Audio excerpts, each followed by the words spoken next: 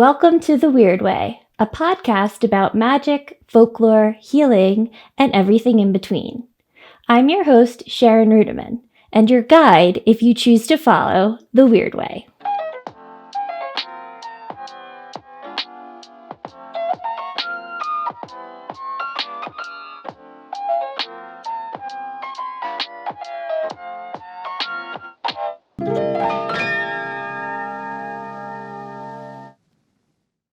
Hey there, welcome to another episode of The Wyrd Way. I'm Sharon, your host, the storyteller witch, and a bunch of other stuff that I don't feel like listing right now, but I am so glad that you're here. I'm really excited about this episode. It is coming out on the winter solstice, so happy solstice. I am excited because I'm going to be making some of those dried orange garlands later, and maybe a Yule log with my sister. And so yeah, I just wanted to, before we get into the episode, I want to say thank you. Thank you for being here. Thank you for listening. Thank you for your ratings and your comments. I love hearing from you all, and I just want to say thank you for listening and sharing and all that jazz, because the best way that you can help and spread is sharing it with somebody else, if you find it interesting. So I am going to talk a little bit about how I celebrate the season. If you are super into Christmas, you might not like this episode because I talk about a little bit of the pagan origins of this time, and also we talk about Christmas monsters, which is, I don't know, I just love them, and I wish I could have talked about more of them, but I just kind of hit on some of the more famous ones. And so that's what this episode is. I think it was really fun to record, and I hope that you all enjoy it as well. So if you haven't heard, this year I opened up my own digital studio called Video Magic. And if you're a small business owner, service-based business, or a fellow magic maker, then I want to help you get the video content you've been dreaming of. And I want to do it all within your budget. So for those of you who don't know, my name is Sharon, and for the past 17 years, I've been making and editing videos for all of your favorite brands like The Today Show, BuzzFeed, Cosmo, and even the WWE. That's right. And I even won a couple awards for my editing work. And now I want to use my video magic powers for good by giving you some of your precious time back and helping you to fill in your content calendars by ensuring that your ad campaigns are full of high quality professional videos and that they also match your style and branding. And because I'm a video witch, everything I do and create will be naturally imbued with a little bit of magic to ensure that your story, your brand, and your product stands out from the crowd. So stop wasting time and money on those other branding agencies who don't even get your style or your humor. When you work with me, you get one-on-one attention, plus all my 17 years of experience and high quality content that was created just for you. So if you're ready to learn more and figure out if video magic is right for you and your brand, then go to video-magic, magick.com. That's video-magic, and click the book a free call button. It's right on the homepage.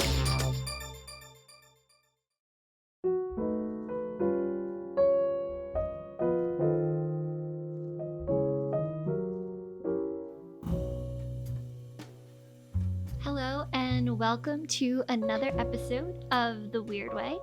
I'm Sharon, your host, and I just want to first off wish you all a very happy Yule, solstice blessings, all that jazz. However you are celebrating the winter season, the winter holidays, I hope that it is joyful, I hope that it is hopeful, and I hope that you are relaxing at some point. So I'm very excited about this episode. It is in lieu of the holiday season. I am doing a storytelling episode featuring all the Christmas monsters.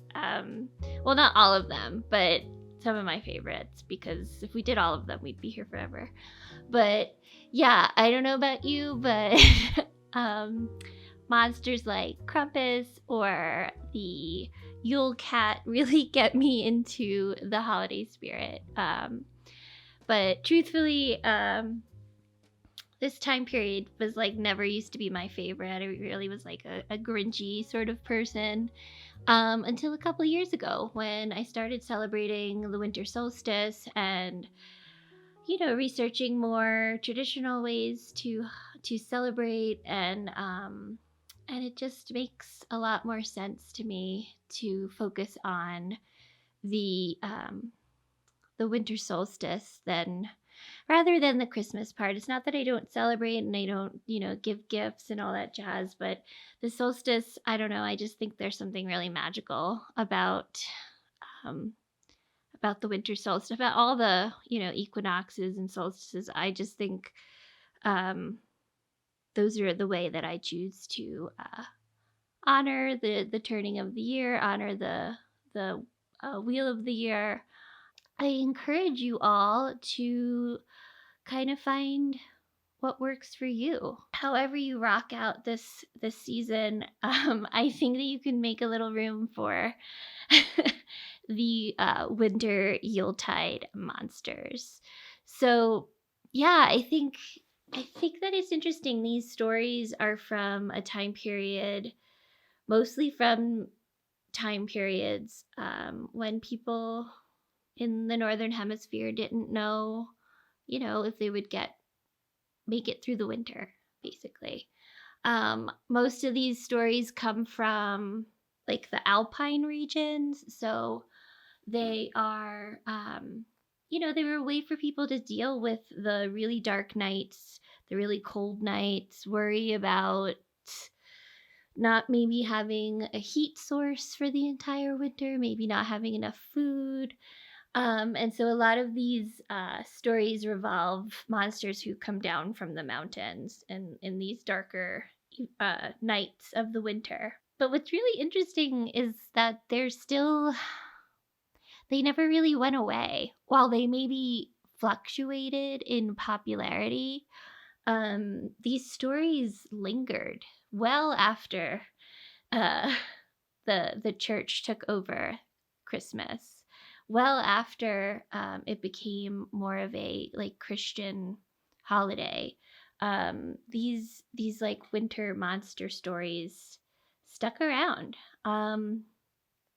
especially everybody's favorite Krampus, right? Like he is still pretty like there was a movie about Krampus, I think, like a couple of years ago. They do festivals every year, like all over the world, even though, it's pretty traditionally from like Germany and Eastern Europe and all that jazz.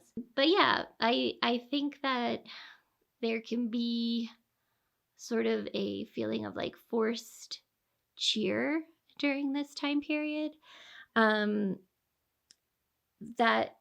maybe that's definitely why I used to, part of the reason I didn't really like Christmas.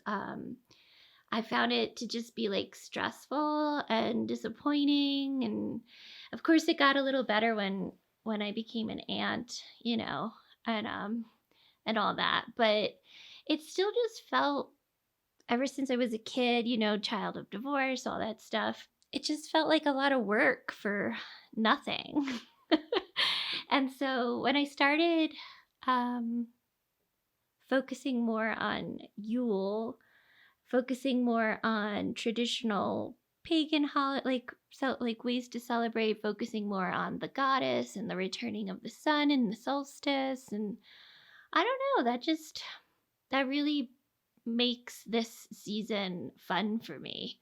And also celebrating these monsters make it fun for me. So that is what we are doing today. So without further ado, let's get into a couple of my favorite Christmas monsters.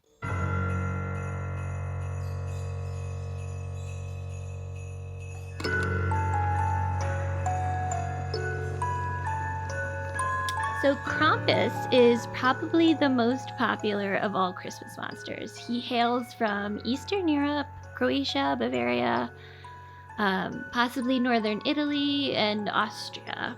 And he's definitely known as one of Saint Nick's sidekicks. Saint Nick has a lot of sidekicks out there, and Krampus, I think, is one of his more famous ones. Saint Nicholas, by the way, is based off of a very old and very possibly real saint. And this is like predates Krampus and all that stuff, like way back. I think before even the Crusades, there was a Saint Nicholas who he was known for like gift giving, and he really did it more in like secret and just kind of like tried to be like a helpful person. He would sneak gold into people's homes who, you know, really needed it. Saint Nick sort of transforms, you know, throughout the ages. But yeah, he was originally based on Saint Nicholas, and Saint Nicholas Day is typically held on December 5th or December 6th. And on those same days, on that night, is what's called Krampusnacht, or Krampus's night.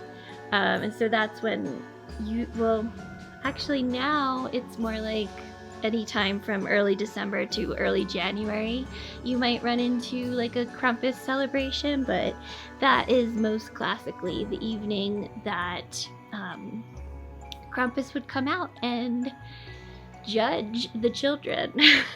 So he is, if you don't know what he looks like, he is like this beast, like furry horned goat feet.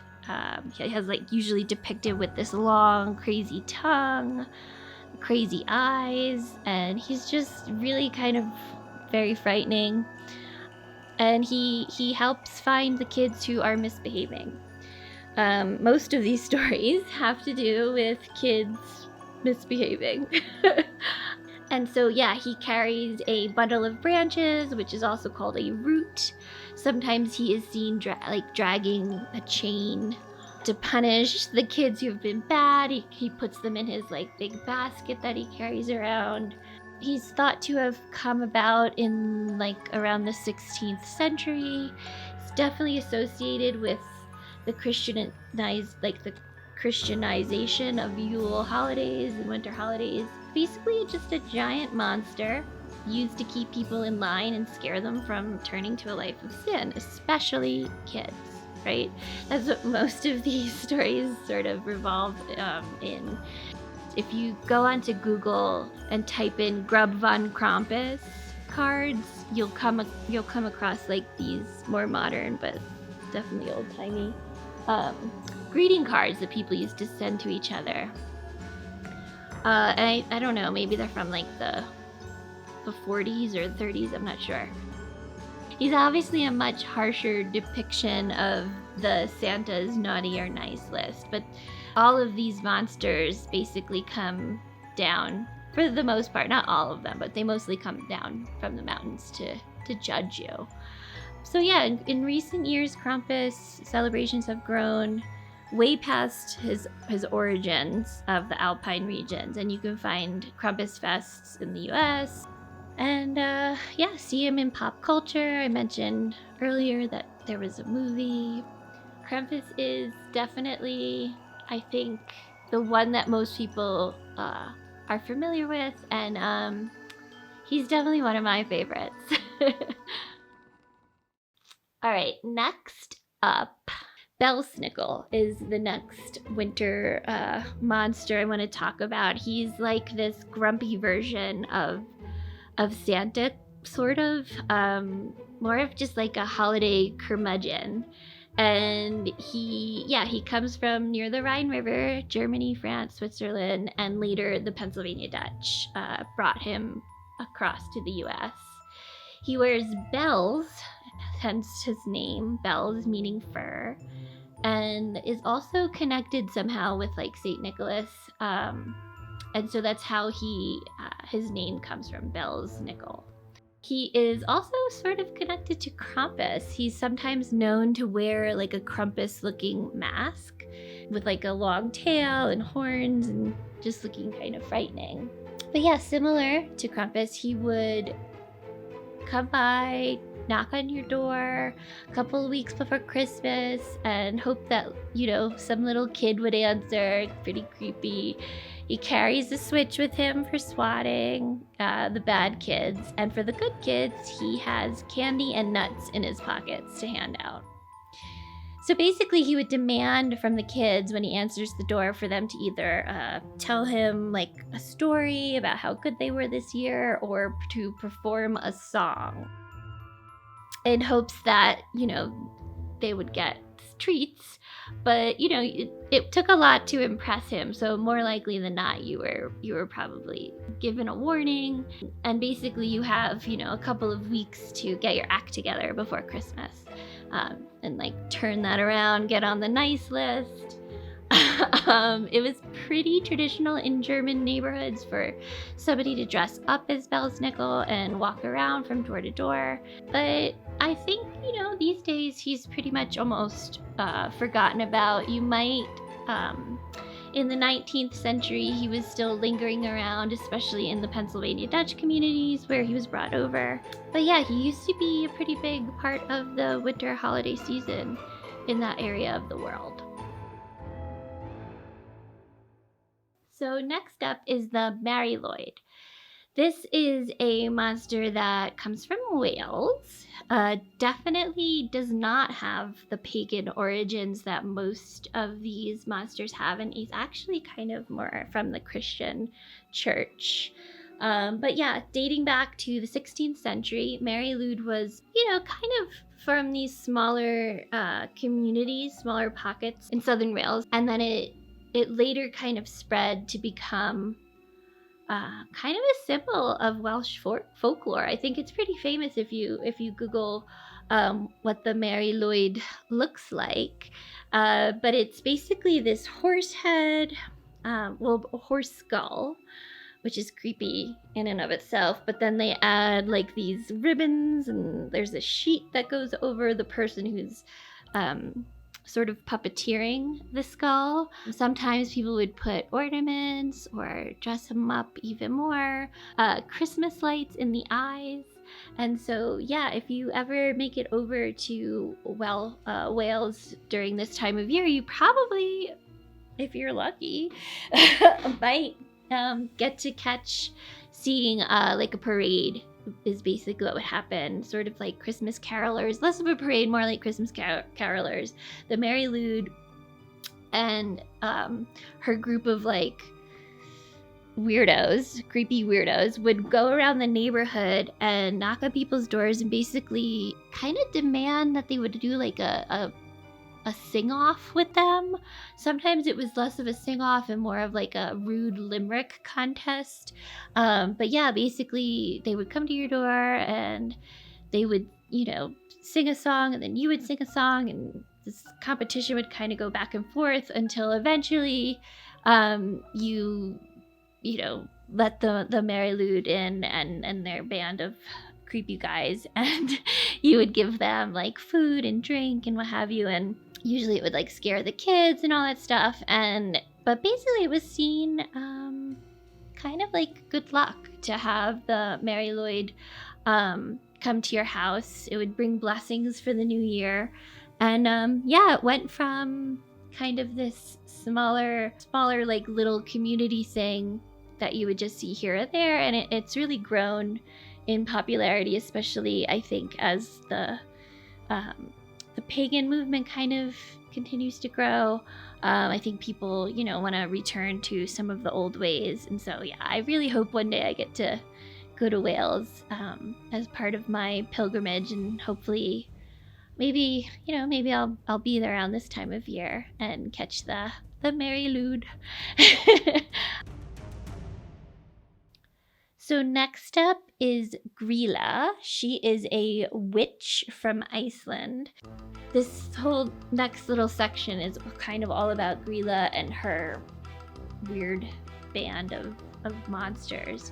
So There are actually quite a few, witches, different witches from different cultures, different countries, that I could have spoken about, but I just really liked the story of Gila because of her associates. Sometimes she has a husband who's like a troll. Oh, by the way, she's gigantic. Like, she's huge. She's bigger than houses. Described as you would see her over the rooftops, and it was, she was thought to be incredibly ugly, as most witches were depicted.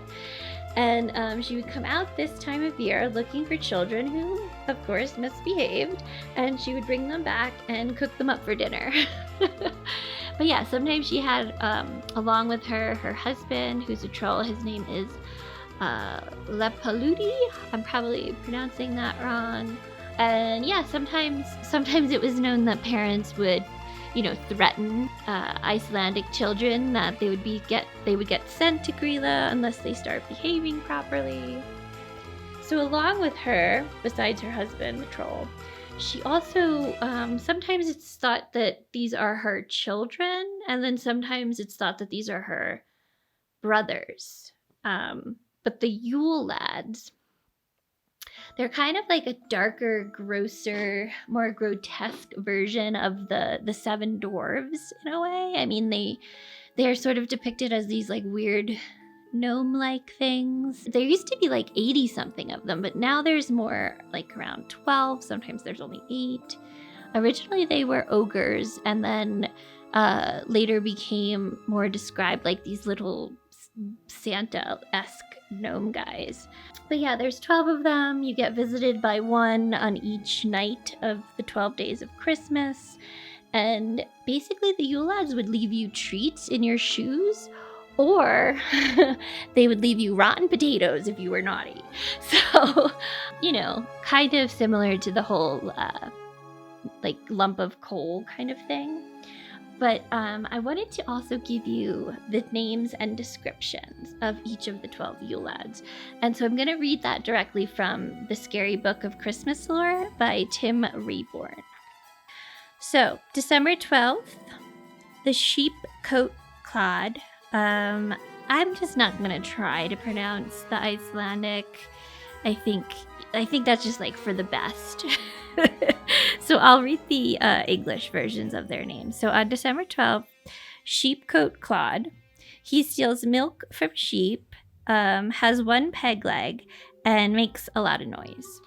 On December 13th, Gullygawk will visit, and he loves milk from cows, but rather than stealing them from the udders directly, he will wait for humans to milk them and then take it. So a little weird version of leaving Santa milk and cookies.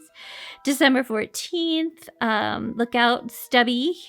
As his name implies, he's quite short and likes to eat the leftover crusts on cooking pans. Pretty gross. December 15th, Spoon Licker. Again, his name is his profession. He steals spoons to lick food off of them, but he's also emaciated because there is never enough food stuck to them. On December 16th, Pot Scraper. He likes to scrape the leftovers from food pots and is presumably a little less scrawny than his brother. December 17th, Bowl Licker. We're seeing a pattern here. He sneaks out to lick clean any bowls with leftover food in them, even if they've been intended for dogs and cats. He will hide under beds, creepy, and snatch the bowls away from the poor little animals. What a jerk. December 18th, Door Slammer. This one isn't interested in food. He just likes slamming doors, and he wants to wake people up at night. December 19th, Sky Gobbler. So yeah, he loves skyr. Yep, a kind of Icelandic cheese yogurt, and will steal it if he can. Very specific. Okay, so on December 20th, Sausage Swiper will show up. This one likes to take the sausage that hangs from the ceiling for smoking. He hides in the rafters and then snatches them away. December 21st, so that's tonight if you're listening on the solstice. Ooh, that's creepy. Window peeper. He likes to look through windows to try to see what's going on and what he might be able to steal. December 22nd, Doorway Sniffer. These guys kind of remind me of like the Garbage Pail Kids. Do you remember them? Anyway, he uses his large nose to sneak out leaf bread, a traditional Icelandic holiday Christmas pastry. December 23rd, meat hook. This guy is a little bit more aggressive. He likes to carry around a meat hook to grab cuts of meat. Perhaps in earlier times he used to ensnare the children. Okay, almost there. Last one. December 24th, candle stealer. This weirdo likes to sneak up on children and steal their candles after they've gone to bed. Oh, so nobody would have a night light. But he wouldn't steal the candles for light. He would steal them because he would eat them, because back in the day, candles were made from animal fat. So yeah, so that's all the Yule lads basically in a nutshell.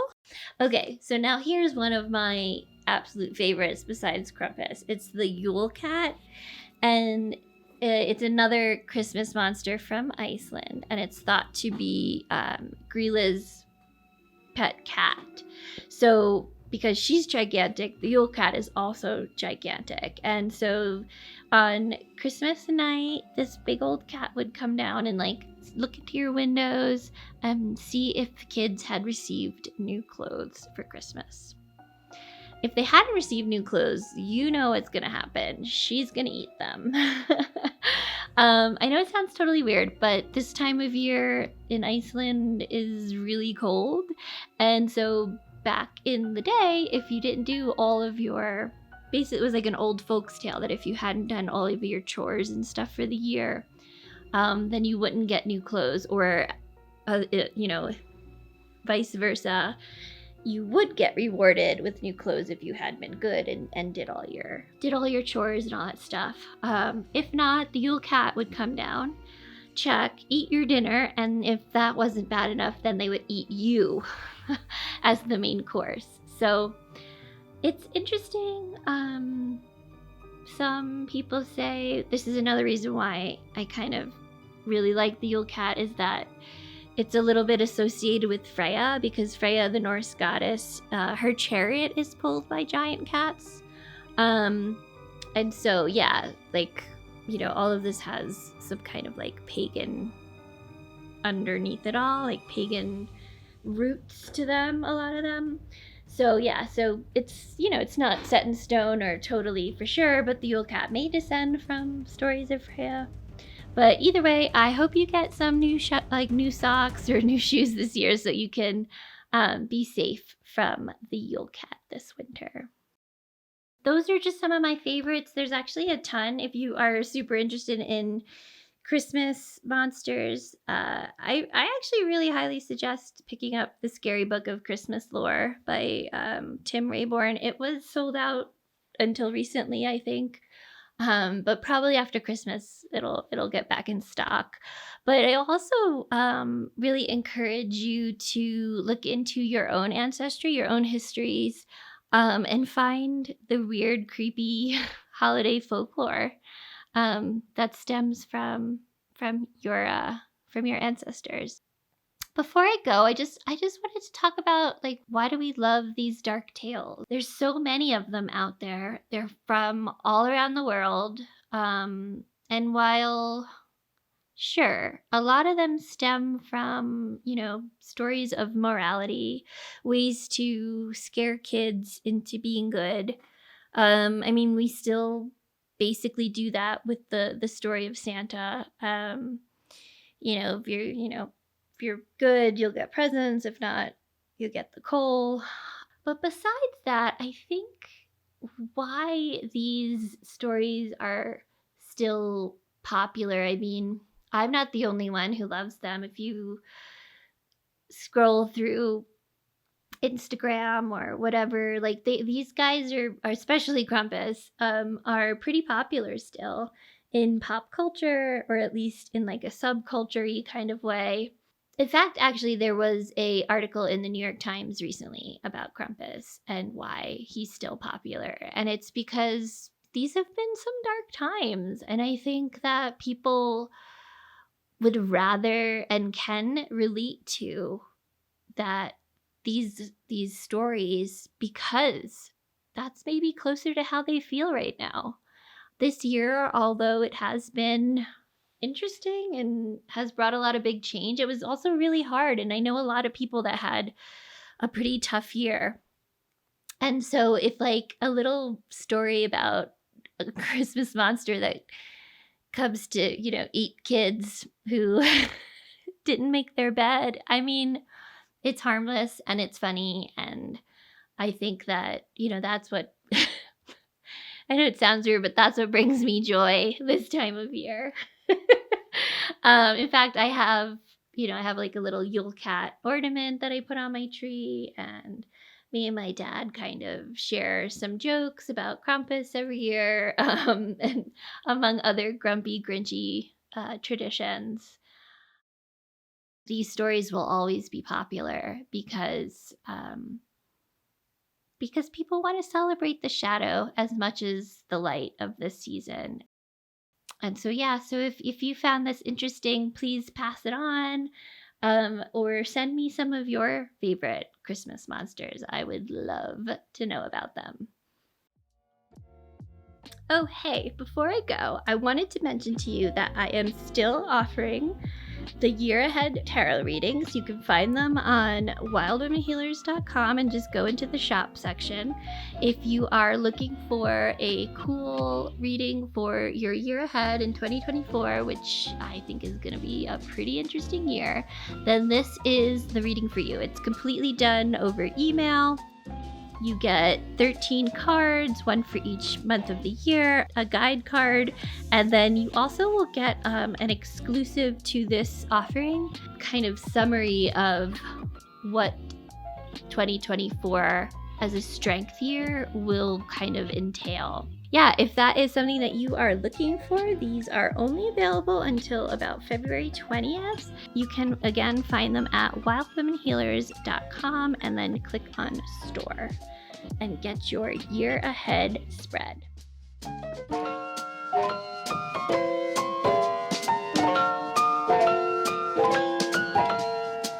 You have been listening to The Wyrd Way, recorded, edited, and produced by Sharon Ruedeman and Video Magic.